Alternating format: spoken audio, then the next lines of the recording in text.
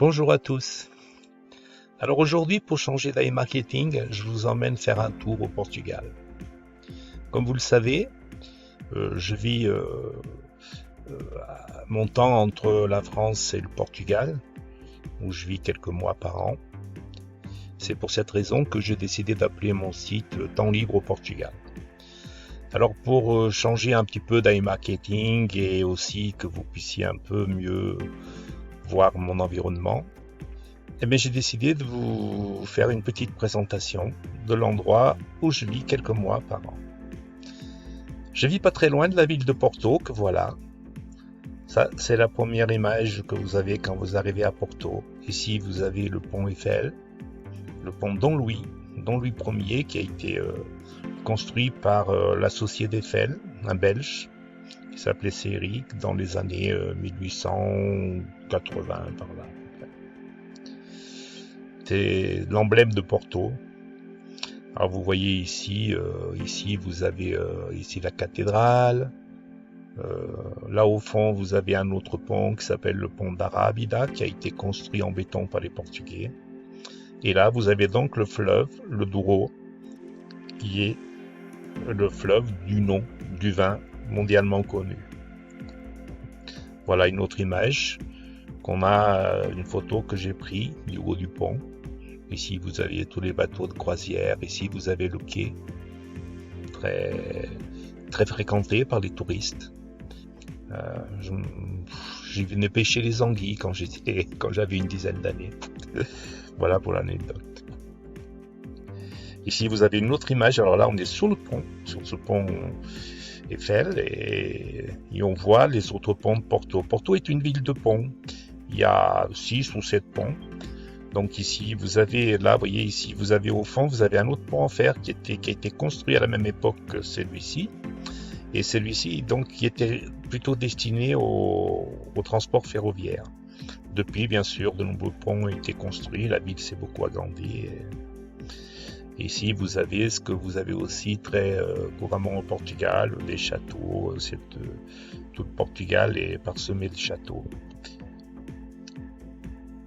Là, vous avez une autre vue, donc toujours prise du haut du pont, ou sur le quai, avec les bateaux, ce qu'on appelle les barcos rebello, qui sont les bateaux sur lesquels était transporté le vin de Porto dans le temps. Ils sont là pour le décor, bien sûr, mais bon, ça fait partie de l'image de Porto. Voilà, là vous avez une vue un peu plus précise. Ici vous avez le séminaire, là vous avez la cathédrale, et puis tout au fond, donc vous avez le fleuve qui est par là avec l'estuaire. Lorsque vous êtes sous le pont, alors aujourd'hui ce pont il est dédié au métro. Avant c'était un pont qui servait au transport routier. Et puis avec le temps, depuis qu'il y a le métro, maintenant il est essentiellement dédié au métro et aux touristes. Voilà, il n'est pas rare de voir plein de touristes. Des touristes, c'est le lieu de, quand on vient à Porto, c'est le lieu qu'on ne peut pas manquer. Prendre la photo du haut du pont, bien sûr. Voilà, vous voyez, je vous dis les touristes, vous voyez, donc c'est un joyeux mélange, un joyeux bordel qui met entre touristes et métro. Ça se passe très bien. Ici vous avez, voilà, ça c'est les anciennes lignes des trolleys, des bus, qui aujourd'hui servent au métro. Quand vous regardez là au fond ici, vous voyez, vous avez ici, ça c'est une église, c'est la chapelle du Christ. Alors on va y aller, je vais vous montrer la vue qu'on a d'ici. Voilà l'église. Donc là, vous voyez, vous avez une grande place. Et quand vous vous placez ici, en fait, voilà la vue que vous avez. Donc vous voyez Porto, vous êtes côté... cette rive-là, c'est le côté Gaia, Vila Nova de Gaia. Et c'est de ce côté-là que vous avez, on les verra peut-être tout à l'heure, toutes les caves de Porto. Ici, vous avez donc tout Porto, toute la ville de Porto avec... ici, par exemple, vous avez la tour des Clérigos, qui est la tour la plus haute de Porto. En fait, c'est une église. Ici, ça a 2 tours, c'est la cathédrale. Et puis, comme vous voyez ici, donc vous avez 2 tabliers sous le pont. Alors, la hauteur totale du pont, elle fait 67 mètres. Et l'été, il n'est pas rare de voir ici les gamins du coin qui viennent sauter, plonger de ce tablier-là. Alors ça, ce sont des mosaïques qu'il y avait à l'entrée du pont anciennement et qui sont restées, hein, bien sûr. Donc Real Vinícola, c'était une des plus vieilles marques de Porto, de vin de Porto. Ici, vous avez une vue toujours du fleuve, mais vue de la cathédrale en fait. Donc là, on est à Porto, et donc voyez les caves dont je vous parlais, les caves des vins de Porto, elles se situent toutes sur cette rive-là de l'autre côté. Donc vous avez beaucoup de restaurants, beaucoup de bateaux, vous avez ici les bateaux qui servaient anciennement donc au transport, les barcos rabel, n'est-ce pas, pour le tourisme bien sûr. Aujourd'hui, ils sont vraiment là pour le décor. Voilà une autre vue depuis le parvis de la cathédrale, avec des anciens châteaux. Ici, vous avez la tour dont je vous ai parlé tout à l'heure, la tour des Clérigos, donc qui est une église et qui est la plus haute tour en tout cas le plus haut monument, je veux dire, de Porto. Monument historique. Alors ici, vous voyez le granit portugais typique. Vous voyez, tout est fait en pierre. C'est le granit du coin. Travaillé à la bonne portugaise. Vous voyez, des pavés. Vous trouvez ça un peu de partout. Alors ici, vous avez une image de l'entrée de la ville de Porto. Alors ici, c'est la gare de Saint-Benoît. Oui, Saint-Benoît, donc San Bento. Ici, vous avez une église avec des azulejos qui sont très typiques portugais. Ce sont des décors en faïence bleue et blanche. Voilà, cette gare. Alors aujourd'hui, cette gare, donc c'est une gare. Lorsque je suis venu en France, c'est de cette gare que je suis parti. Alors un jour, je vous montrerai l'intérieur parce que il est très beau. Il y a des faïences très belles. Donc si un jour vous venez à Porto, ne ratez pas de venir visiter cette gare. Elle est très jolie. Hein, c'est très très beau. Voilà une rue piétonnière de Porto, très animée, pleine de touristes, bien sûr, tout le temps. Donc, vous avez beaucoup de rues piétonnes comme ça, avec beaucoup de restaurants, beaucoup de musiciens qui jouent, très animés. Voilà, encore une fois. Vous voyez, là, vous avez le style vous retrouvez le granit un peu de partout avec des couleurs locales. Vous voyez, toutes les façades sont en faïence. Il y a beaucoup, vous voyez, de toutes les couleurs. Alors, là, on a changé. Donc là, je vous emmène un peu au sud. On est à 50 km au sud de Porto. Et on est dans la ville qu'on appelle la petite Venise portugaise. C'est Aveiro. Alors, Aveiro, c'est une ville qui est au bord d'une lagune. Et il y a une grande lagune. Et en fait, les bateaux que vous voyez ici sont les moliceiros. Ce sont les anciens bateaux donc qu'ils utilisaient pour aller ramasser les roseaux, qu'on appelait les moliceiros. Alors toute la ville est entourée de canaux comme ça. Et en fait, aujourd'hui, c'est utilisé pour le tourisme, bien sûr, hein, pour transporter le touriste, un peu à la manière de Venise. Vous voyez, vous avez tous ces grands canaux. Vous voyez que c'est une ville très, comment dire, très locale, quoi, assez ancienne. Vous voyez pas de grands immeubles, hein, c'est très pittoresque. Alors sur ces bateaux, vous avez les peintures populaires. Hein, ça y est, ces décors là que vous avez là, c'est une tradition populaire. De chacun peint son bateau à ses couleurs, avec ses saints protecteurs, ses saints patrons. Voilà. Et ici, vous avez encore une vue du canal avec tous les bateaux. Et ici, vous avez la salinière, en fait. Ça, c'est l'image, puisque il y a des salins, hein, puisque c'est une lagune, il y a pas mal d'activités. Et donc, les salinières c'était vraiment une grande tradition de la ville d'Aveiro. Et vous avez donc ici une statue en bronze qui est en souvenir des salinières. Voilà, vous avez d'autres vues de ces canaux avec les bateaux pour les touristes. Alors, vous n'avez pas beaucoup de monde parce que j'ai pris ces photos en période Covid et bien entendu, il n'y avait pas beaucoup de monde dans les rues, ni beaucoup de touristes puisqu'il n'y avait pas de touristes à l'époque, hein, très très peu. Vous voyez, ici on en voit quelques-uns, vous voyez, qui font le tour. Alors ça, c'est la version du Pont Neuf à Paris, c'est-à-dire que Ici, plutôt que de mettre des cadenas, ben, les amoureux ils mettent des rubans. Voilà, avec leur nom. C'est moins lourd et puis c'est plus joli. Ça fait plus festif, je trouve. Alors, maintenant, bien sûr, je vais vous présenter quelques curiosités locales, quelques produits. Alors, le Porto, bien sûr. Ici, vous avez une photo de la Grams, qui est un de mes Portos préférés. Hein, j'aime beaucoup ce vin. Alors ça, c'est l'ancienne machine à laver au Portugal. C'est un lavoir. Il y en a beaucoup encore. Donc ça, c'est autour de chez moi, pas trop loin, à la campagne.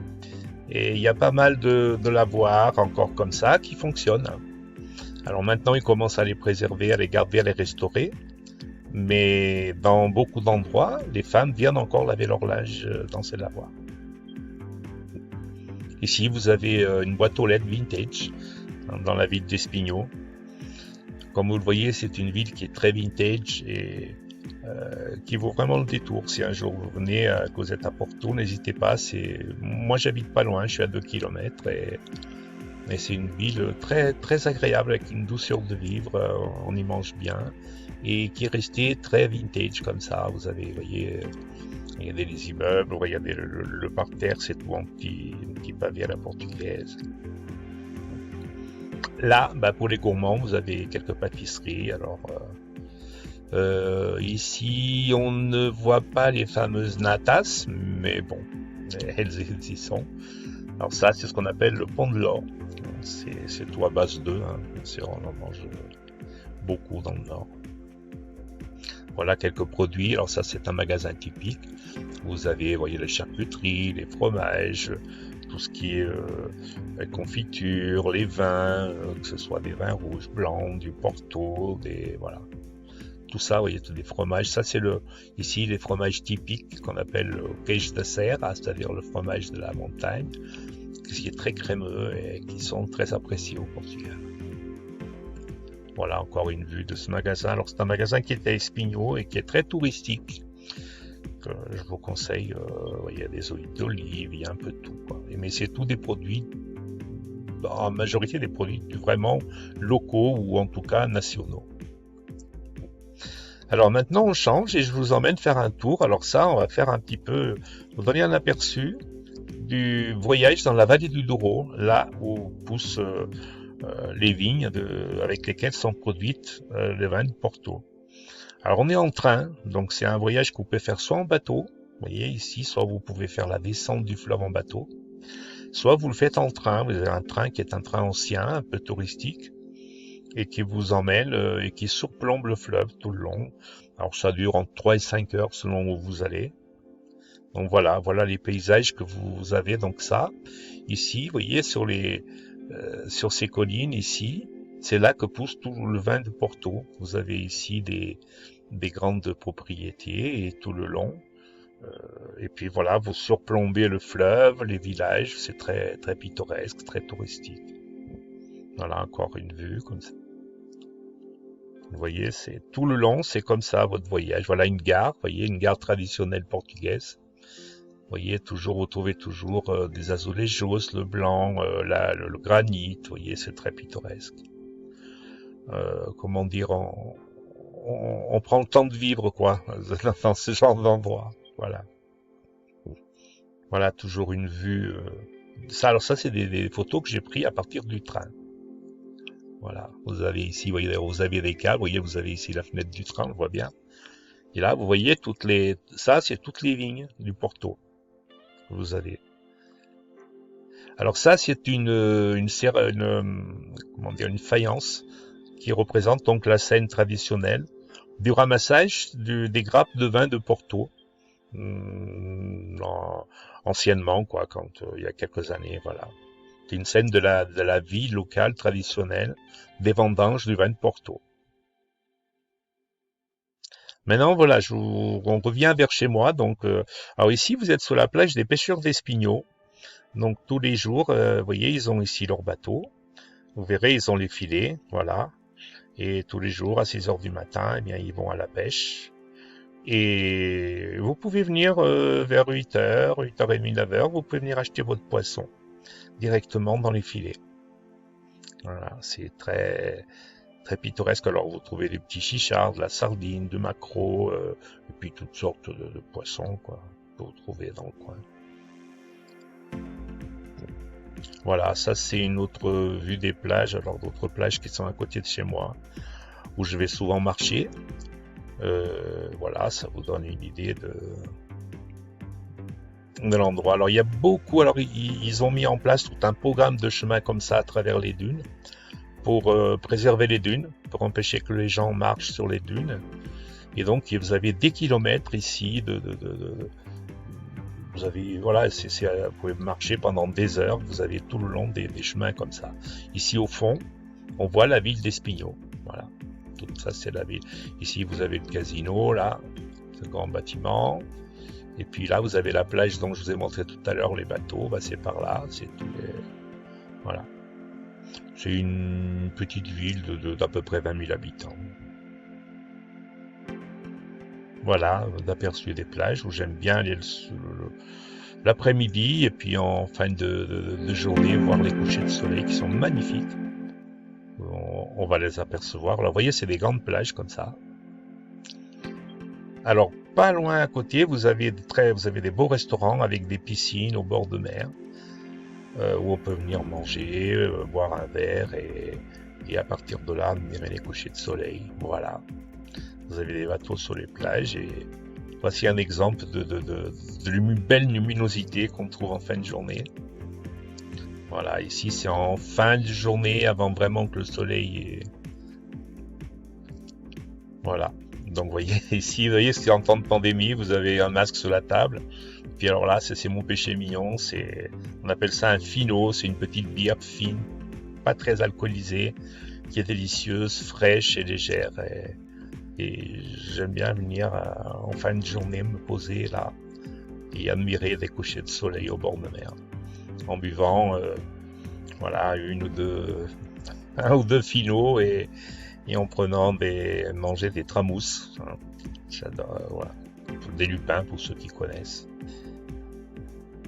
Voilà, encore une vue de la piscine avec le coucher de soleil. Vous voyez, vous avez ici le coucher de soleil qui est en train de se coucher, c'est magnifique, c'est apaisant, c'est calme et apaisant. Voilà, ici je voilà, encore une autre vue. Voilà, c'est un bel endroit, on y est bien, pour se reposer, c'est l'idéal. En plus, bon, je vous laisse imaginer le bruit des vagues, parce qu'on est juste à côté. On est à l'Atlantique, donc vous avez les vagues. Voilà une autre image au coucher de soleil avec les mouettes. Alors ici, c'est ce qu'on appelle la plage de Senhor da Pedra, c'est-à-dire au Seigneur de la Pierre. En fait, c'est une plage, et c'était une ancienne plage de pêcheurs. Et en fait, pour avoir la protection de la Vierge et du Christ, ils ont construit cette petite chapelle, les habitants, à même sur le rocher de la plage. Et donc tous les ans, il y a une fête patronale avec une procession. Et... Voilà, c'est une plage qui a été, je crois, classée 3e par je sais pas qui un jour en Europe, là, comme étant une des 3 plus belles plages d'Europe, qui est très pittoresque, qui est très particulière, très singulière. Voilà, pour terminer, je vous la montre avec le coucher du soleil. C'est vrai que c'est assez beau quand même. Enfin, en tout cas, moi, je trouve ça beau.